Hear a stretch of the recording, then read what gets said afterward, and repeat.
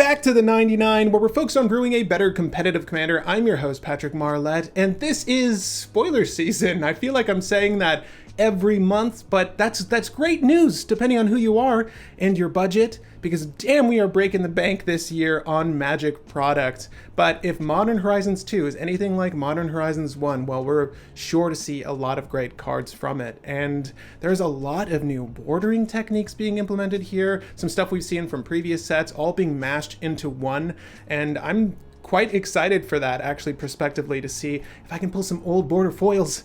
That'd be great, because hot damn, they're expensive on the second-hand market. But guys, Modern Horizons 2, it's right on the word's gonna come to me. It releases June 18th, if I'm not mistaken, with pre-release scheduled for June 11th, so get hyped for that. I, of course, will be covering this set in full as we move into June, and I'm extremely excited for all the product from it. However, we're just going to discuss all of these spoiled cards to date from the perspective of a cEDH player. That's right, the superior intellect of a competitive commander player, and I'm extremely excited to share my thoughts on this. Now, before we jump into this video, you already know what I'm going to say. If you enjoy the content, nay, love the content here on the 99, the best way to help support it is with a pledge over on Patreon.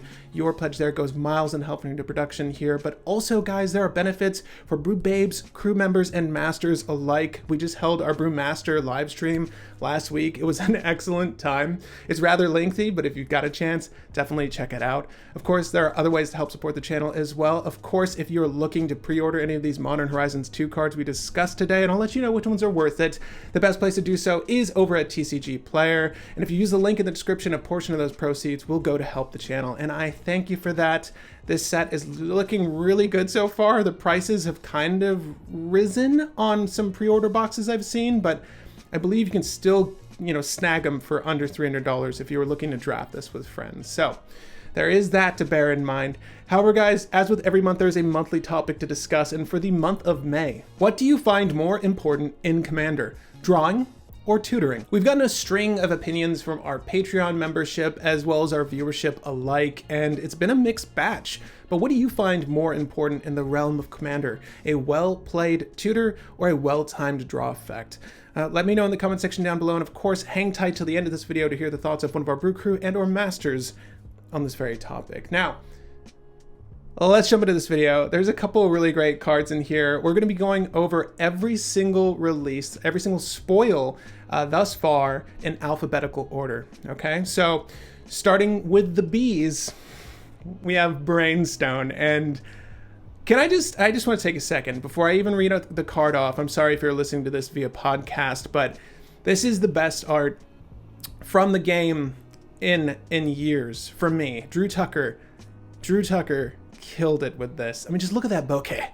Look at that beautiful, the out of focus rendering of the background. It's almost photographic, this image. It is so damn beautiful. Easily my favorite art in years for the game, and it's actually playable in one of my decks, so I'm extremely excited for it. Brainstone, one generic artifact. Pay 2, tap it, sacrifice Brainstone, draw 3 cards, then put 2 cards from your hand on top of your library in any order. Now, Brainstorm, right? It's very similar to Brainstorm. As a matter of fact, it's practically the same thing as Brainstorm, just very expensive. However, you're going off color for a fantastic effect, so you get what you pay for, right? Now, the clearer one-to-one comparison here is with an older card from Fallen Empires called Conkhorn. Okay, so I don't blame you if you've never heard of this card, but Conkhorn, for 2 generic artifact, pay 1, tap, sacrifice Conkhorn, draw 2 cards, then put a card from your hand on top of your library. That is more in line with what this artifact is doing so far as its cost is concerned, but obviously I feel like this new card plays better on curve. It's 1 CMC as opposed to 2, and I'd rather hold my mana up and decide whether or not I should, use this ability I have access to now, which is pay 2, sacrifice this, tap it, blah, blah, blah, do the draw 3, which is better, right? Which is a better effect. Although Conkhorn, if you have been playing with it, it's getting rather expensive, and it's only going to scale up because it's on the reserve list, if I'm not mistaken. But Conkhorn is an okay card in Teshar, an outlet, but this is a fantastic card in Teshar, right? Or if you have a deck that cares about any sort of historics entering the battlefield, in this case an artifact, well, this is going to be really good for you. Or if you have an artifact matters list, this is going to be good for you because it's only 1 CMC to drop. So in a Teshar list, this is giving you that trigger you'd want, as well as an outlet once you have infinite mana. And I have to say, it sucks when you have infinite mana and no outlet. So I'm definitely considering putting this in that list. However, this is still a really great card. Now, does it compare with Brainstorm, which is clearly its inspiration? No, but blue has all of the card quality effects. So if you happen to be outside of blue and can leverage this, it's not a bad option. However, I do think that this should solely go into lists that could really use it as a payoff, right? Utilize it for its full effect. You know, once you have infinite mana, this is fantastic. However, by it's just okay. By itself, it's just okay. However, in a list that can really leverage it, it's fantastic. Plus, any excuse to use, I'll put up the brown border, and a brown border foil version of this, any excuse I have, I will play this. Drew Tucker. I'd love to interview Drew Tucker for the show. I'd love to just get his thoughts. He has such amazing art. At any rate, that's an idea for a future segment. Dakkon Shadow Slayer for 1 white, 1 blue, 1 black. What is that? It's what colors are? I don't care because I don't play blue. Legendary Planeswalker Dakkon. 0 loyalty counters on ETBing. That's horrible, right? Hold up. Dakkon Shadow Slayer enters the battlefield with a number of loyalty counters on him equal to the number of lands you control. So Dakkon only scales, and obviously, I mean, the earliest you can put Dakkon down is, you can probably put him down on turn 1, but, you know, I think realistically you'll probably get him down on turn 2. That is after, of course, maybe like a second land drop and like a turn 1 rock of some sort. Then you have Dakkon, right? And then Dakkon will have 3 loyalty counters. But obviously Dakkon only gets better as the game goes on, because for the +1, you have Surveil 2.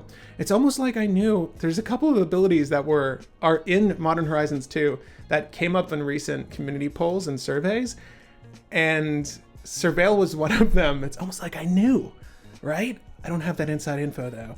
But Surveil 2 is great. It's basically Scry, but better. So now you know what camp I'm in.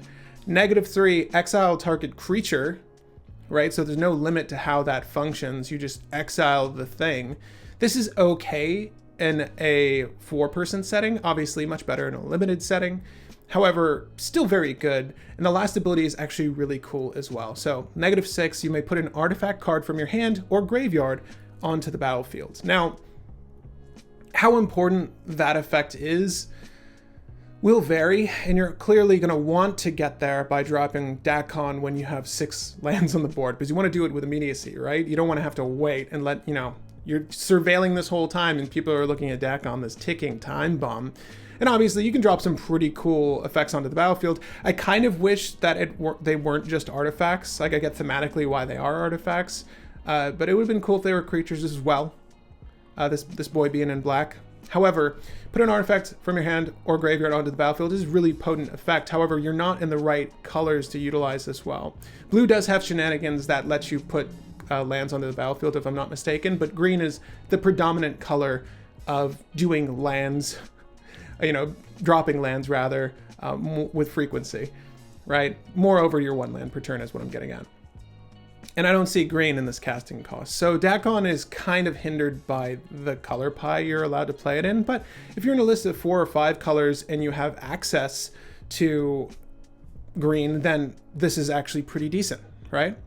I think Dakkon is fine. I don't think it's going to see much play in a cEDH setting, but I definitely think it's going to see play in just a regular commander setting.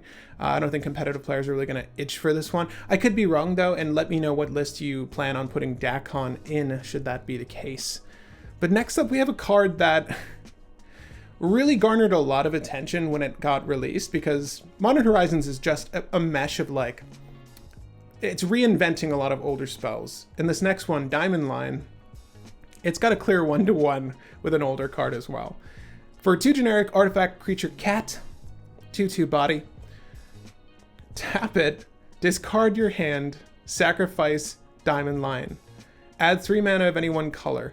Activate only as an instant. Now, why that last bit of text is important, and it's very important, another similar effect, is that you can't mana abilities, generally speaking, you tap them whilst casting a spell as the last part of putting a spell on the stack, right? Although many people just tap their lands or tap their resources prior to that, you can actually use this, or rather you could have used this to pay for a spell by placing it on the stack.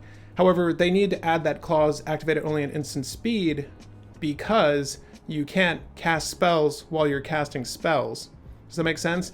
And as part of the requisite of doing this is discarding your hand, they're trying to stave off players from being able to cast a spell with the Diamond Lion without having to discard said spell, right? This sort of, there's a weird hiccup in the cost of this ability, right? So that's how they fixed it. But it's very similar to Lion's Eye Diamond, which is worlds better. Now, why do I say Lion's Eye Diamond's worlds better? It's because you discard your hand, sacrifice Lion's Eye Diamond, and you don't need to tap Lion's Eye Diamond for the effect. Which is rendered even worse here, that the fact that you have to tap the Diamond Lion, because Diamond Lion happens to be a creature, right? It's an artifact and a creature, so it is summoning sick. So you pay 2 for this odd piggy bank, and then on your next turn, you have 3 mana at your disposal, provided you don't mind getting rid of your hands. Now, this functions all right in a commander setting because, generally speaking, you always have access to at least one, planeswalker and or creature in the command zone. So you have access to spells to cast, even if you discard your hand. And in scenarios where you're running Underworld Breach, this is as good as a Black Lotus. You have access to whatever's in your graveyard at this point, and you just dumped your hand, right? So Diamond Lion, still okay, but on the scale, on the Patrick hand scale, LED, right up there, right near the top of the frame, and the Diamond Lion's right down here, right? Because not to mention the fact, like, you can maybe get over this hiccup by playing like Anger, and then you've like rummaged the Anger, and now you have a mountain, all your things have haste. So you're playing Samut, and Samut's out, and all your things have haste. If I'm not mistaken, she does that. So, then you can use Diamond Lion as soon as it drops. But one of the common stacks pieces that I play, and ones that's being used more often, are things enter the battlefield tapped. Like Manglehorn has officially replaced, Reclamation Sage. And obviously, lists that are Alpha Tribal are probably going to use Rec Sage still, but Manglehorn's the better piece because it makes it so that artifacts enter the battlefield tapped. And Diamond Lion, if it's tapped, is screwed. LED, if it's tapped, still wins you the game. So Diamond Lion has a lot of things working against it. I do not think this card's going to see play in cEDH. Again, this might be the one that surprises me of all of the cards that have released thus far. I think this has the least odds of being usable, but I'd love to hear how you're implementing Diamond Lion in a deck. I'm not really sure how to get over those hiccups, the summoning sickness as well as the 2 generic cost. Now, clearly you could work in some sort of, if you had haste enabling, you can do like a brain freeze setup with your Underworld Breach, and this could be a budget LED for your deck. Although you're only netting 1 mana every single time as opposed to 3, so it's not quite as good. I think there are likely better things to do with your time in those setups. But Diamond Lion's there for you as an additional card. However, I wouldn't buy it for $15 or whatever they're pre-ordering at right now. And I should state, although I recommended you buy from the link in the description, definitely wait a few weeks after the set releases. In some instances, it's better to pre-order. Looking back at this previous set with Strixhaven, some of those mystical archives shot up in value. It's hard to tell which ones will, but if they're staple cards and new arts or bordering, those ones will likely shoot up in value, or at least maintain their general value. They usually don't dive too much lower than what you're seeing them pre-order at. The market's definitely established the pricing well on singles these days, from what I've seen. But next up, we have Flametongue we have the Flametongue Yearling for 2 red, creature Kavu, 2/1 body with multi-kicker 2, so you can pay this ability as an additional cost as many times as you want as you're casting this. Now, Flametongue Yearling enters the battlefield with a +1/+1 counter on it for each time it was kicked. So if you pumped 4 into the kicker, then you get a 2 +1/+1 counters, so it's a 4/3. When Flametongue Yearling enters the battlefield, it deals damage equal to its power to target creature. Now, if I'm not mistaken, Flametongue Kavu, and I'm going to look this up, I like Flametongue Kavu quite a bit, and it just does 4 generically, right? Yeah. So it should be on the screen. So that's sort of what the counter to Flametongue Kavu is, or rather, Yearling's counter is the Kavu. So for 4 mana, you do 4 damage. This has the potential to be bigger, but costs so much more to do the thing. I'm honestly surprised that this is at uncommon?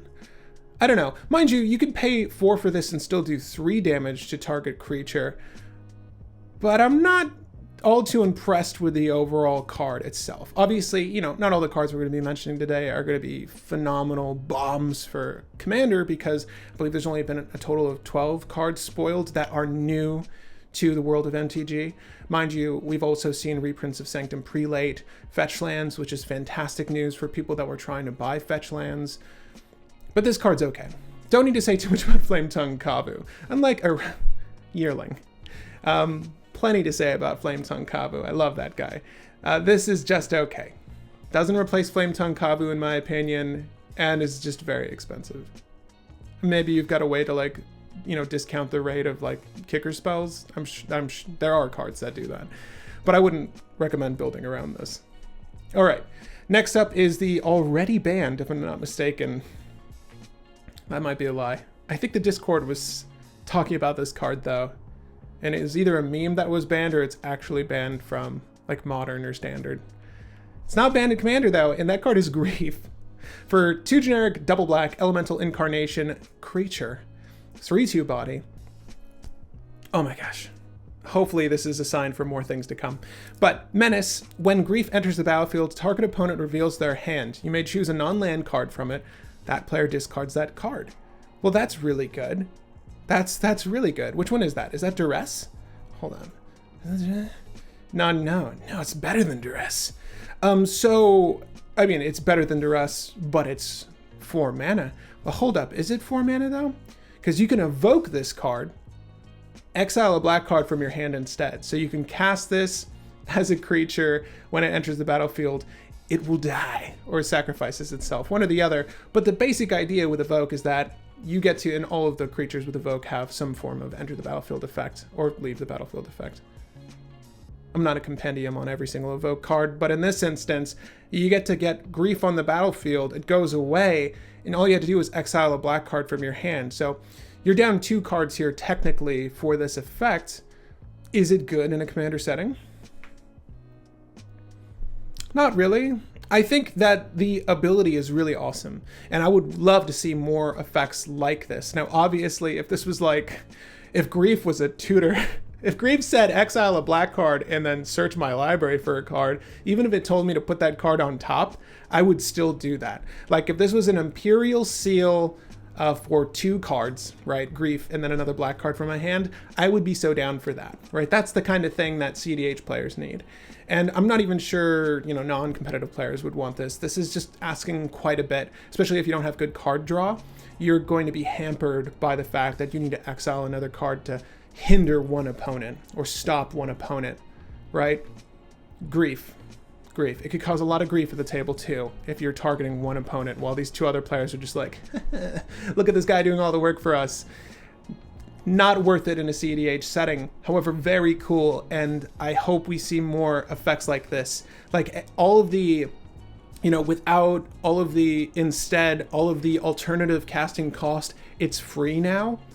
Spells, I love them. I love seeing more things like that. We need to see more effective abilities and colors outside of blue like that. Deflecting Swat was like the big one, the huge one for other colors outside of blue. Blue, generally speaking, gets alternative free counterspells. That's just what sells, right? That's what's going to sell packs. But none of the other colors get that kind of love, or rather, they get effects that are useful outside of the Commander format. But there are certain effects like this is actually quite good. I'm sure that some people are going to slot this into their mono black list. I probably wouldn't recommend it beyond that. However, Grief, A+, cool looking card in my book. Again, don't buy it for Commander though. However, moving on. Speaking of tutors, and we got 2 tutors. One of them I love. This one's okay. Profane Tutor. Sorcery speed. It is 0 CMC. A card without a mana cost is 0. Is considered 0. Okay. Suspend 2. Pay 1 and a black. Search your library for a card, put that card into your hand, then shuffle your library. Okay. So, this is just okay. This is just okay. If you have something like Finale of Promise, Electro Dominance, Dreadhorde Arcanist, any of the things that lets you cast a thing without paying its mana cost, right? Like you see it in the grave.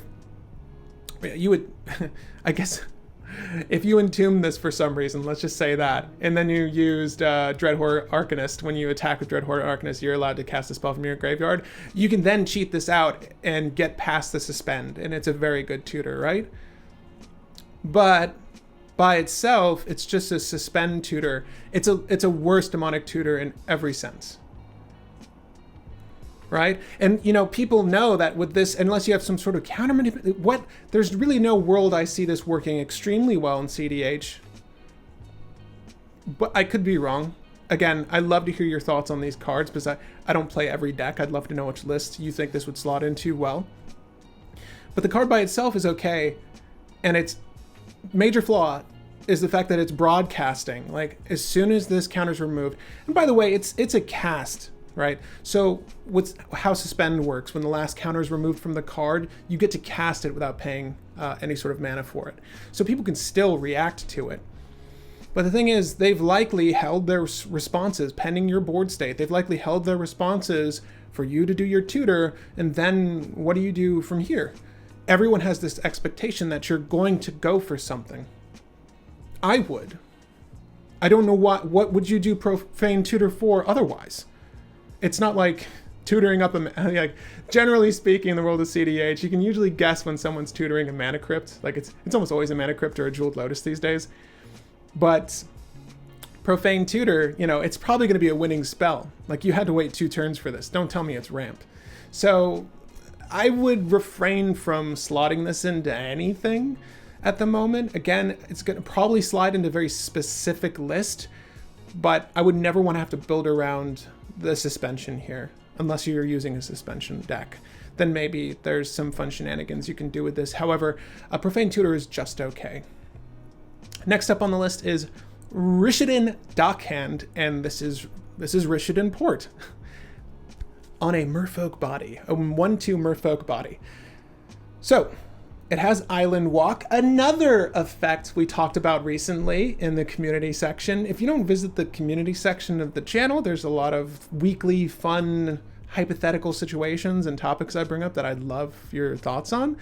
And Land Walk was something I was talking about in a recent poll. It's good. It's okay here, and we don't care about it in Commander, but the last effect, pay 1, tap target land. Now,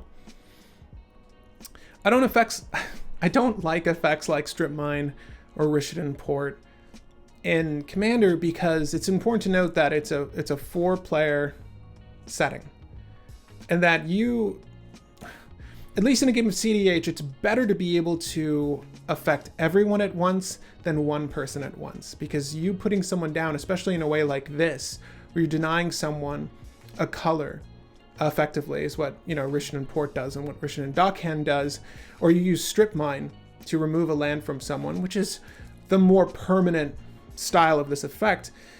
You're only hampering yourself in many instances because you're wasting a resource on this, and you're also just hampering one other player, and you're enabling 2 others. You need to look at it that way. There's no other way to look at it. These 2 people are going unaffected, and you're wasting mana for this effect. So, you know, not to say that anyone was considering Rishadan Dockhand, but what I'm saying is that you shouldn't. Or effects like Strip Mine, or Rishadan Port, or Wasteland, or anything that's going to do a 1-to-1, because we're really trying to do 1-to-3, right? If I'm going to hurt myself, I want to make sure it's damning on all of you.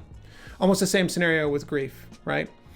And the one counter to that is, like, cards like Duress are very playable in a Commander setting, because Duress is very good at stunting the control player, like before you try to combo off. That's different.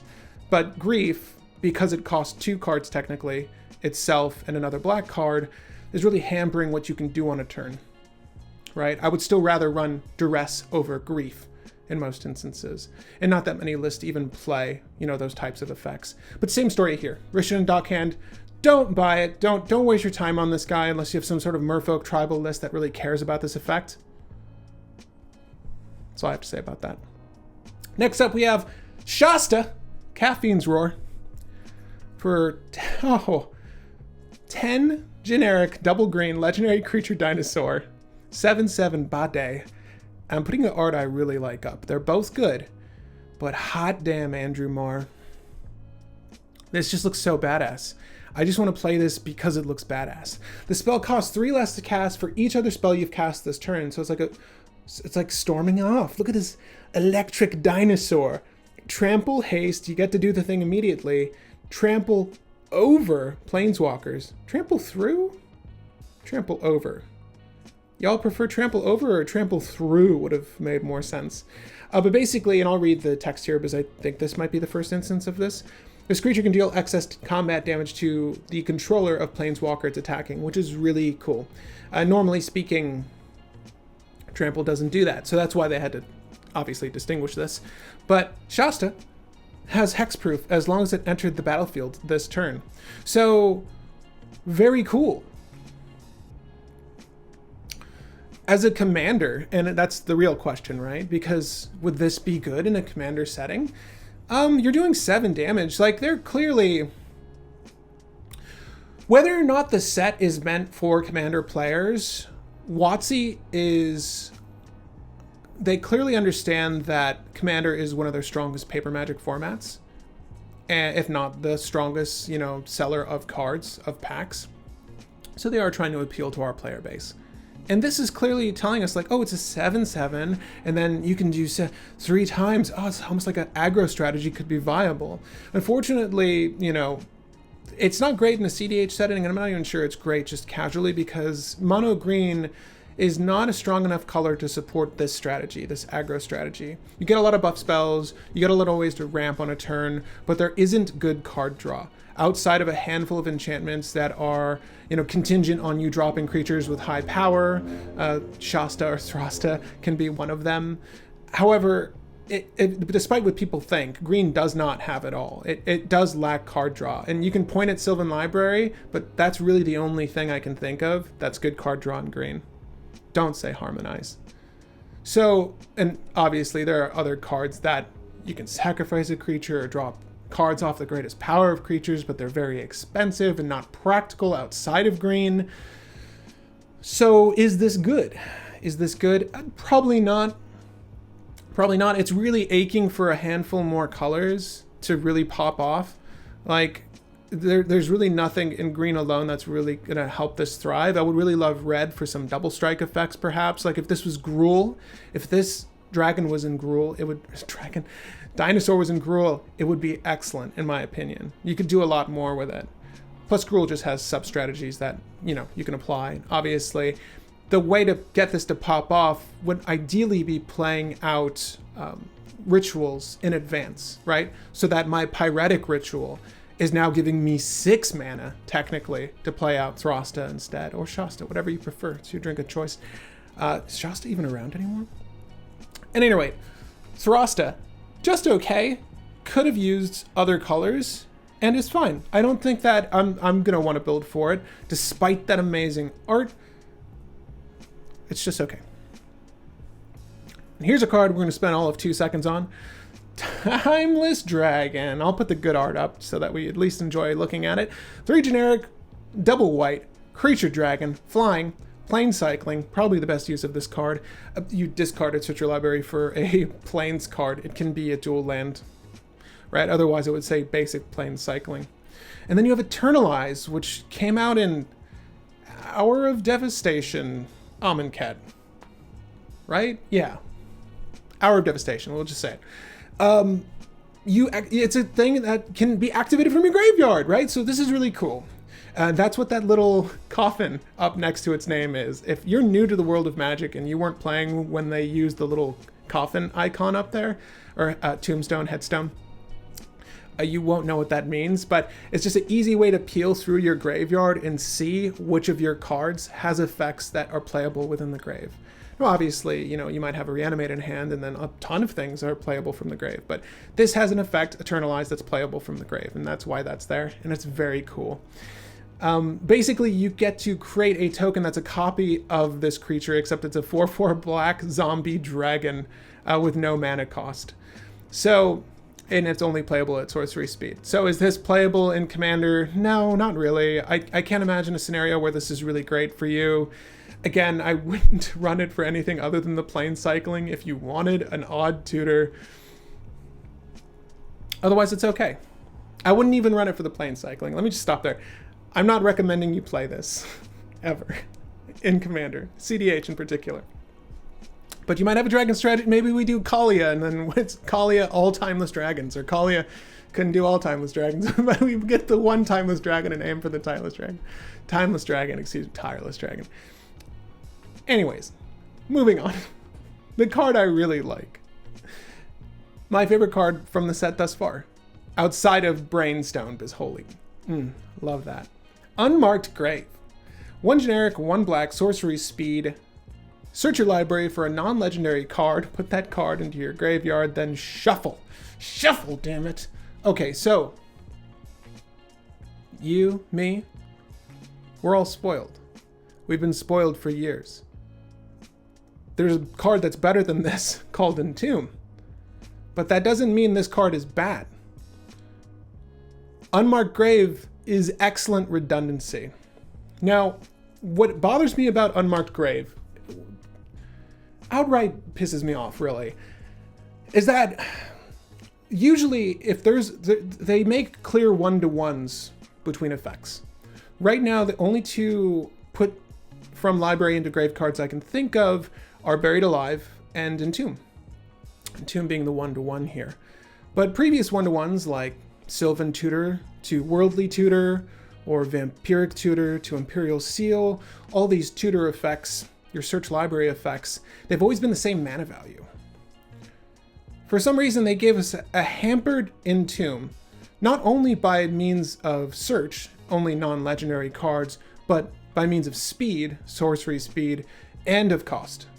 So, I'm a little annoyed by that, but hopefully people will underappreciate this to the point where it's like $1 rare, because I'm definitely going to be picking one of these up for Rograk and Devesh. Redundancy, consistency, that is king in this game. Because I'll tell you what, Underworld Breach, it does not give a shit that this card is sorcery speed when I'm trying to win on my turn. Underworld Breach does not care. Entomb over this. The 1 mana difference, yes, that's what bothers me. But all the things I'm going to be using with Underworld Breach, in that list, I've got 97 targets. I can hit 97 things. It's not non-legendary, non-land. I can literally hit anything I want with this card. So in most instances, it's probably going to be a Lion's Eye Diamond or a Grinding Station. This is once the Underworld Breach is out. It can be my Reality Scramble in that list, because Reality Scramble will let me get my Razaketh on the battlefield, which happens to be legendary, so not a huge hiccup. This is fantastic. The only thing I would suggest they fix, if it isn't too late, is make this instant speed. Why is this sorcery speed? Why is this sorcery speed? We have the better version of this card. It's not even a one-to-one comparison. This isn't the sorcery variant of the other card. This is just a shittier version of an amazing card that we're all spoiled with. Entomb is amazing.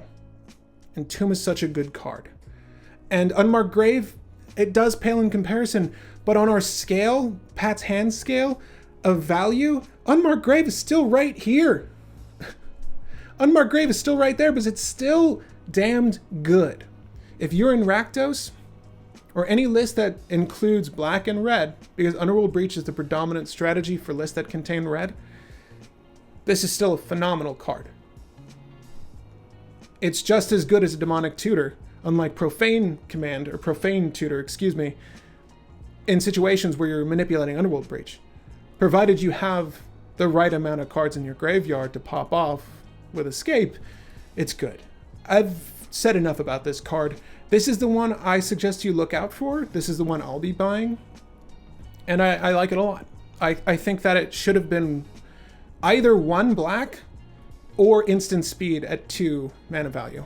Because the way this card is slated right now, it's a clear, they're clearly establishing that they're only trying to do underpowered, or, you know, they're lessening the power level, which bothers me.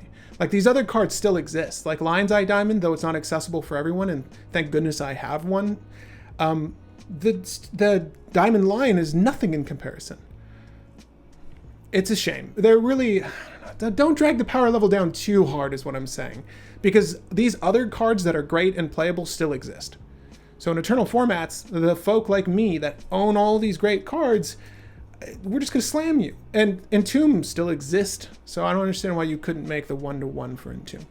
At any rate, Urza Saga.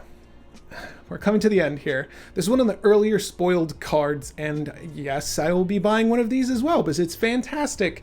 What's really cool about this is that it's an enchantment land, namely enchantment. So if for any reason you had a tutor for enchantments and you needed this, you can grab this. It's not necessarily better than just finding the thing you actually need, right? But this is really good in that instance. Now, the detriment to this is that folks can target this because it is an enchantment with something like a Nature's Claim, or Nature's Claim, or Natural State, which is what I use. You can still target this and blow it up. Anything that targets an enchantment can blow this up, which is kind of a bummer. But what's also nice about that, on the flip side of that coin, is that anything that you have that targets an enchantment can target this. So like Hall of Heliod's Generosity, because this is a saga, it will go away. And once it does, you can put it back on top of your library and have this land forever, virtually, right? Unless someone's running a strip mine and decides to target you. That hasn't happened to me in a while. I don't know why I'm so bitter about it. So, when it enters the battlefield, or rather, as it enters the battlefield, you put a lore counter on it. I think they're called lore counters. Yeah. And after your draw step, you'll put a lore counter on it. So, for the first lore, Urza Saga gains tap, add 1 generic. Right, so it maintains that as it goes through these, as we read this epic saga. So for 2, Urza Saga gains pay 2, tap, create a 0/0 colorless construct artifact creature with this creature gets +1/+1 for each artifact. It's Urza, right? It's Urza's construct. You just get a really beefy construct. You're likely not going to use that effect. I don't know why you would. I mean, you could use it off turn if you have nothing else to do, right? Why not? You'll use it off turn if you have nothing else to do.